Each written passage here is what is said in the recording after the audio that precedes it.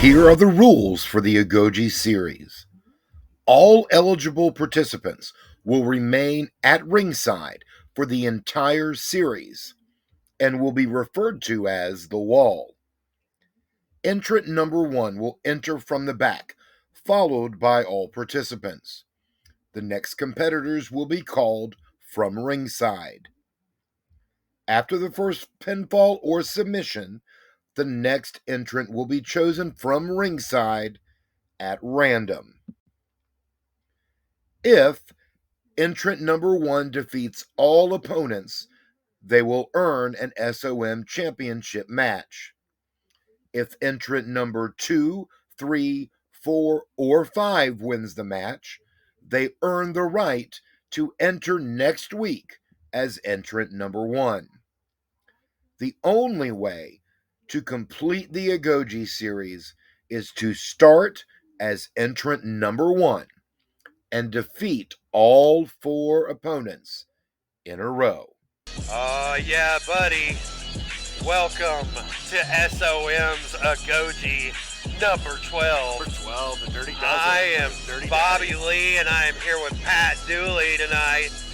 And we are ready to see Dirty Daddy get his chance to run the Agoge. That's right, Dirty Daddy picked up 2 wins last week.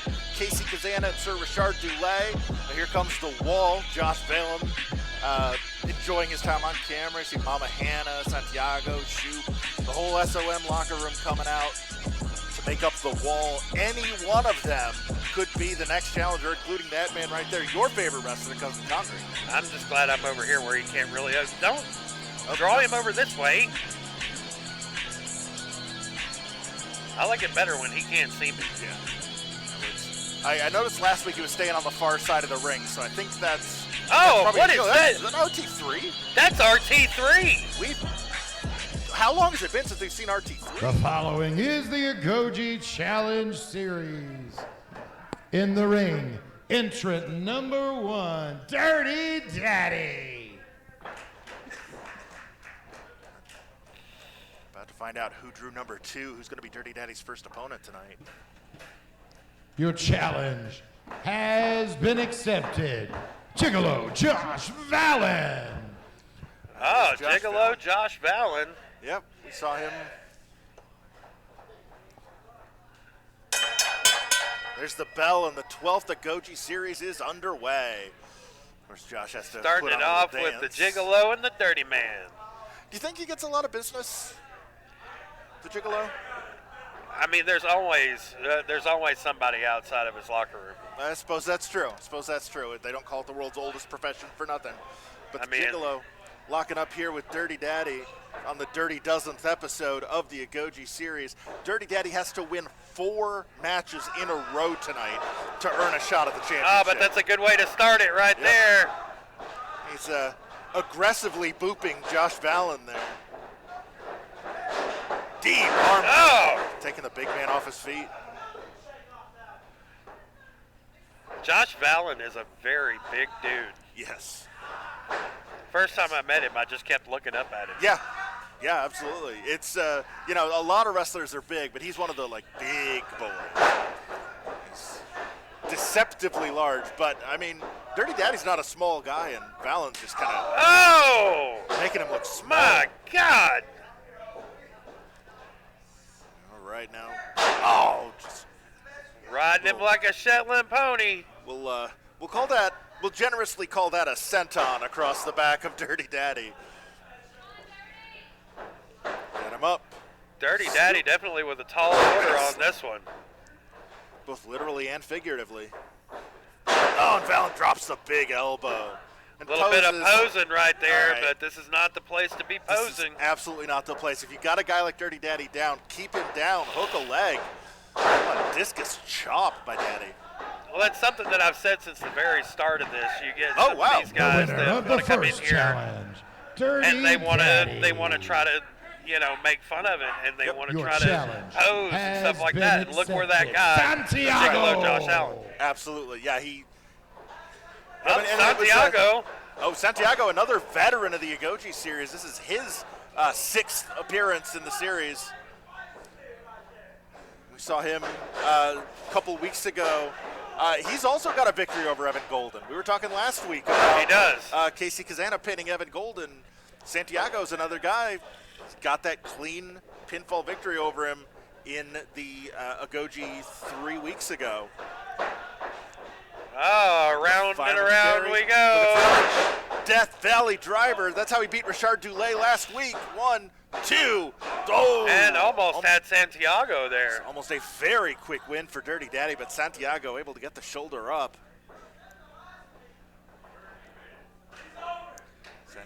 Santiago struggling to his feet. We're looking Dirty for that Daddy discus chop calling again. for it. No! Ducks underneath to Santiago. Santiago. 2, 3. Oh! And Santiago. stealing Winner one of off of this Dirty challenge, Daddy. Santiago. Santiago. That was only, what, his second win? That is, I believe that's 3. But it's his first RT3. Oh, buddy. Oh, boy.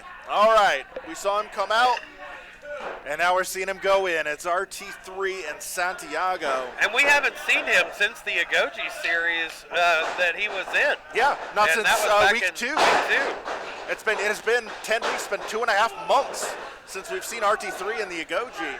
And, boy, he has come back in ready to get that title shot. Absolutely. And, I mean, we Not talk a lot giving about the size. Santiago any time to even catch his breath. That's the way you're supposed to do this match. Yeah. And you were talking last week about how RT3 has the distinct advantage. He got to watch that last match. He got to see what Santiago went through. He knew he would be facing Santiago if his challenge was accepted. Santiago completely blind. And how do you go blind into a match against RT3? Well, RT3 is one of those guys that is a complete veteran of this school, and you can't go anywhere in this school without RT3's name being spoken. Absolutely. Absolutely. It's the name on everyone's lips. It's been, granted, I've only been at SOM for a couple of weeks, but RT3 But you even is the knew stuff who he of was legend. before you I showed did, up. absolutely. Before you showed up. I did. This is kind of exciting for me, finally getting to see him up close and personal. Santiago hits the ropes. Looking for the Cazadora. No. Rolled through. Nicely done there by RT3 into the waist lock. Beautiful counter to that Cazadora, that elevated bulldog, or wheelbarrow bulldog that Santiago was trying for. Goes into the arm bar. Got the wrist controlled into the hammer lock. Dives down. Schoolboy roll up. 1, 2. RT3. Now, I out. think that this is a first as well. I don't think that RT3 and Santiago have actually faced each other. Not that I'm aware of. I've harped on it so much, throughout the Agoge Series and on our SOM programming, that Santiago has faced everybody here. Yes. But he has not faced RT3. Well, he's getting a taste here. Just like he got a taste of that turnbuckle on that missed splash. Sent off the ropes. Oh, clothesline. Talk about big clotheslines. Yep. Yeah, we were talking And of about course, it last one of week the with last Casey Kazana. times that he was here, Casey Kazana had just come in as well. And one of the best matches that we got to see in the Agoge was Casey Kazana and RT3. Yeah.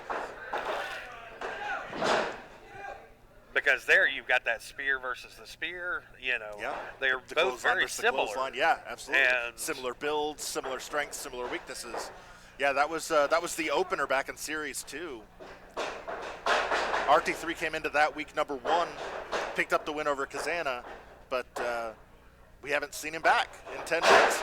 Cross body by Santiago. 2. RT3 kicks out. RT3 does not look like he's lost a step either. No, not at all. Looks great. Oh, big kick by Santiago. Stands him up. Shot to the thigh. Possibly looking for a Shining Wizard. No! Oh, and there's the big spear. The winner of this challenge, RT3. RT3 moving on to the last Your match challenge today. has been accepted. Richard Dulé. Oh, for the second week in a row, Sir Richard Dulé drawing number 5. I'm sorry. The last challenge to be accepted 2 weeks in a row. Last week he But came he's up short definitely in third somebody day. with that fire. Yes. Richard Dulé has always had that fire, and again, this is another time where these two are well versed with each Yes. other. And, Richard Duday, he came in on fire, ready for RT3 because he knows him so well. Yep. And he knows he has to stay on him. He cannot let RT3 have any time there. That's right. And, for a guy like Dulé, who is, primarily a tag team wrestler these days, a win over RT3 would catapult him up the rankings, in addition to not even taking into consideration the fact it would put him number 1 in next week's Agoge. Well, anybody wants to score a win over RT3. Yes. Even the SOM champion wants a win over RT3.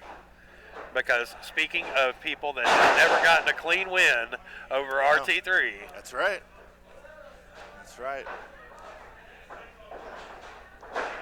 Dulé. And of course, both legs. for RT3, this does give him a chance at redemption. If he runs this gauntlet in the Agoge, it's the only way that he gets a shot at that SOM title because, James Anthony cut that off a long time ago. He's not supposed to have another shot at the SOM title while James Anthony has that title in his hands. That's right. So this is his chance at redemption. It's really the only way that RT3 is going to get what's coming to him. Yeah. Oh, hook of the leg, 2. Yeah, that's absolutely right. RT3, you could tell the passion he came in for that first match with Santiago. Now this match with Richard Dulé. Like I said, he knows this is his shot. If he wants to be the SOM heavyweight champion, he has to run the gauntlet in the Agoge. We saw how big of a fit, James Anthony's thrown over, people like Nathan Cross and stuff like that. What's going to happen if RT3 wins the Agoge? I just want to see the look on James Anthony's face.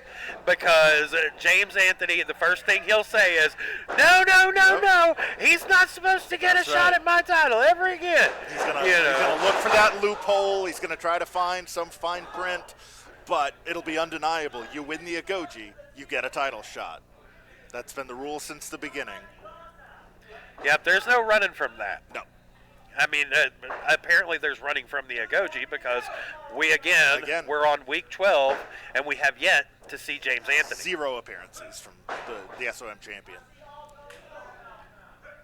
A little fighting spirit, fighting from their knees here. Chop exchange. Again, 2 guys that are just so well versed with each other. Yep. You guys both know everything the others got up their sleeves, so to speak. Dulé's got RT3 up. I think that kind of excited Dulé when he came in because he was like, oh, RT3? Yeah, I know this guy like the back of my hand. Right. Yeah. It's like riding a bike. Absolutely. Like a very violent, dangerous bicycle. Which I guess in the wrong hands, any bicycle is dangerous. Out of all the moves that I see RT3 do, he's got his, his staples that he does.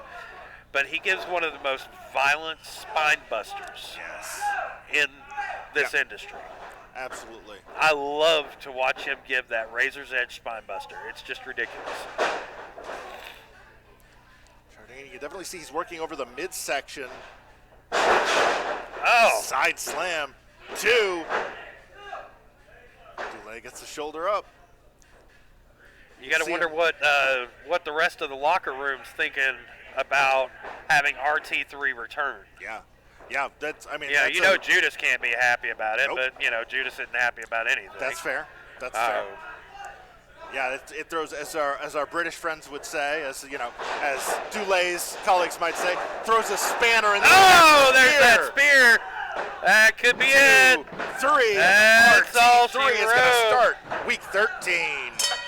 Here is your winner of this Agoge Challenge Series, RT3. RT3 back in RT3 black, has earned the baby. right to compete next week as entrant number 1. Oh, man. That means he only needs 2 more wins? 3 more wins. Well, I think he's got to do, doesn't he have to run the gauntlet next week? Doesn't he have to run 1 to 5? We'll get some clarification on that sometime between now and next week. But we do know RT3 is starting number 1 for the 13th Agoge Series. Each and every Wednesday night we are here on Fight Plus. I'm Pat Dooley alongside Bobby Lee. Thanks for joining us.